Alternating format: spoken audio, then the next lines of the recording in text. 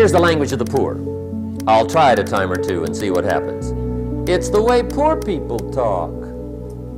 The guy says, well, I'll give it 30 days. 30 days. You could guess his bank balance. Let's get down to the nitty-gritty. What does it take to really make the changes starting tomorrow? It takes more than philosophical pronouncement. I know that. It also takes more than enthusiasm. I know we're hearing a lot about enthusiasm these days, but see, that just won't do the job. We're still hearing the old cliches of the 30s, right? To be enthusiastic, you must act enthusiastic. But see, that's not going to help. After you have leaped about, there are some things you got to do, or it isn't going to change. See, you can get all excited about lifting 200 pounds till you get to the gym. And then you need a new excitement. And the new excitement is called discipline. Major step to human progress. Discipline. If there's one thing to get excited over, that's it. Get excited over your ability to make yourself do the necessary things. What could you make yourself do starting tomorrow that would change it all? No telling. On any given day, you can massively change the direction of your life. Murder is a clear example that any one person on any given day can forever alter the course of their life. It just happens to be a negative act.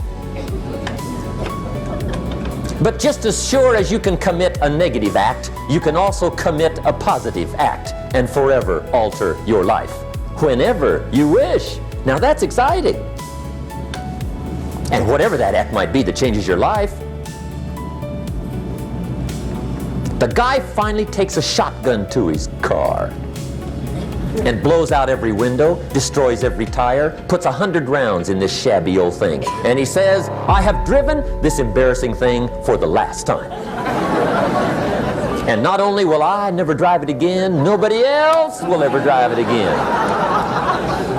And he lets that shuddering thing stand there for a while as a monument to the day he said, today my life changes. Now who can do that? Anybody. When can you do it? Whatever day you pick. Start with the little disciplines, get excited over the little disciplines, and get right on those, because those will lead to the big ones. You can't handle the big challenges in life unless you take on the little ones. Make a list of all the things you can do, get right on those, discipline yourself for those, both for the results and for the muscle and for the practice, so that when life hands you some big challenges, you'll be ready, you'll have the muscle. But see, if you don't handle the small ones, you can't take care of the big ones. Okay, here's what else it takes for life change. Self-motivation. Key phrase, self-motivation. I don't know why we call it self-motivation. It's really the only kind there is. You got to motivate yourself. Because I found out you can't change people. They can change themselves, but you can't change them. Lord knows some I've tried. But see, it won't work. People have to change themselves.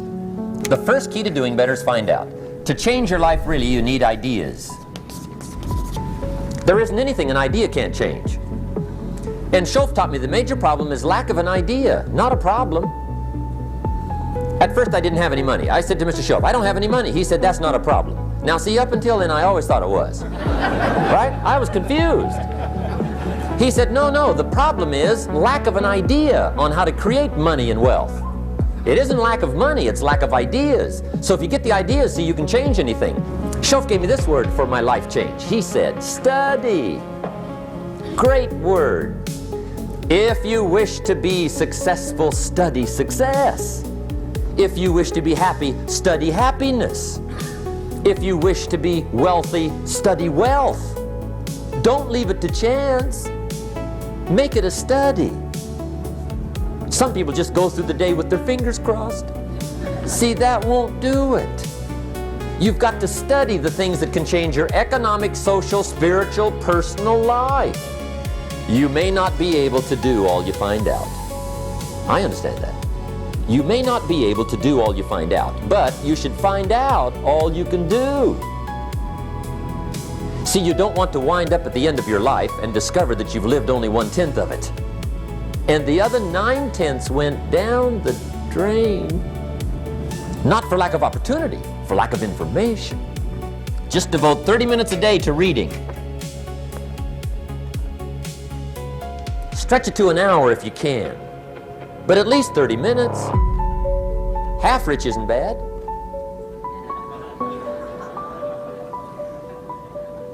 "30 minutes a day, read something positive, something challenging, something inspirational, something instructional. At least 30 minutes a day."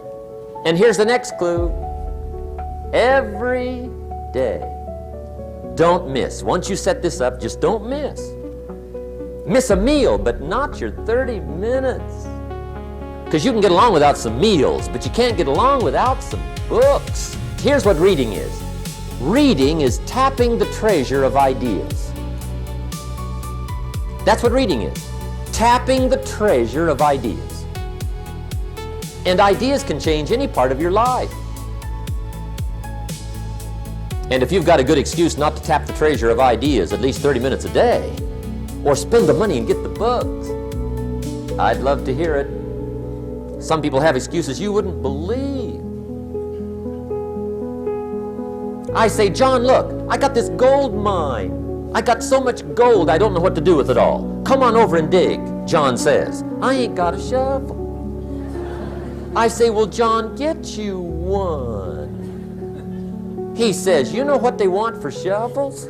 You can pick up a lot of ideas just by watching. Get around successful people and watch. Here's why. Success leaves clues. Watch how the man shakes hands. Watch how the lady responds. People who do well do certain things over and over and over and over. And if you're clever, you can pick them up. Did you know there's books on how to be stronger, more decisive, be a speaker, be a leader, have a better effect on other people, develop your personality? Did you know there's books on that? And people don't read them? How would you explain that? And they can read? Did you know that hundreds of successful people have written their stories in books and they wrote down how they did it and people don't read it? How would you explain that? The guy's busy, I guess. You know, you get tied up. The guy says, "Well, yeah, you work where I work, but the time you struggle home, it's late. You got to eat a bite of supper, watch a little TV, get to bed. You can't sit up half the night reading. And the guy's behind on his car payment." Good worker, hard worker, sincere. But you got to be better than sincere and work hard. Otherwise, at the end of your life, you'll wind up cold, stony broke.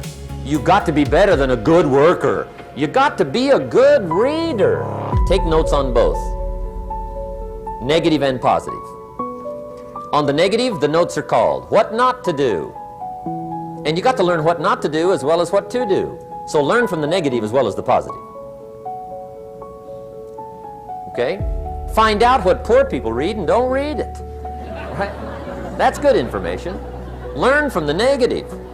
Poor people ought to take rich people out to dinner and listen. That's some of the best I got.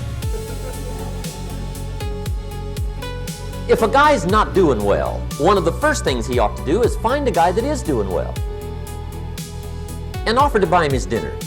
Spend $50, $60, $80, $100. Go for the full 9 course. Start him on the juices and hors d'oeuvres. Get him started talking. The salad takes 15 minutes. Keep it rolling. Biggest steak in town takes 45.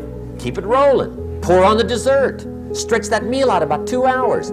If you get a successful person to eat and talk for 2 hours, they're liable to drop ideas in your lap, change your life. Multiply your income by 2, by 3, by 5. But you're right. Poor people don't usually take rich people out to dinner. That's the problem. In the weekend seminar we teach, one of the greatest fatalities to success is preoccupation, lack of concentration. The guy's mind wanders. See, you wind up average. You've got to learn to zero in and concentrate. I read a good article one time, Reader's Digest. The title was, Wherever you are, be there. Excellent. Don't miss anything. You must now take action on what you found out. In doing business around the world, we call it game plan. Put together your game plan. One of the major things we teach on the weekend seminars, game plans. How to game plan your office. If you're in sales, you need a game plan. Kids need a game plan. You need a home game plan, social game plan, a business game plan. Everybody needs game plans. Financial independence game plan, your investment game plan. Don't think in your head. Put it on paper.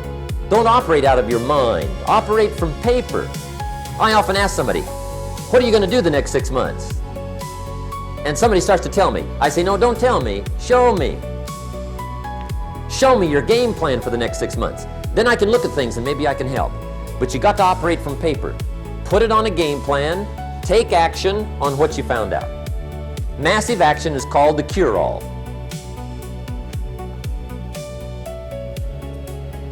If you're going to make calls, make a few thousand. If you're going to make contacts, make a few thousand. If you're going to knock on doors, knock on a few thousand. Take a look at your game plan. If it isn't loaded with massive action, change it. Tomorrow. Action. Find out how it works, work it, but don't try to beat it. Some people learn just enough to start slicing it, shading it, thinning it, cutting corners, and looking for cheap answers. See, don't fall for that. You'll wind up with a cheap life. Find out how it works best and do it that way. Even though it seems to take a little longer, do it right. Don't compromise with right. Now, under this step, here's another key. Be a quick learner. Don't let it take long to teach you. Learn quick. Don't run at the wall too many times.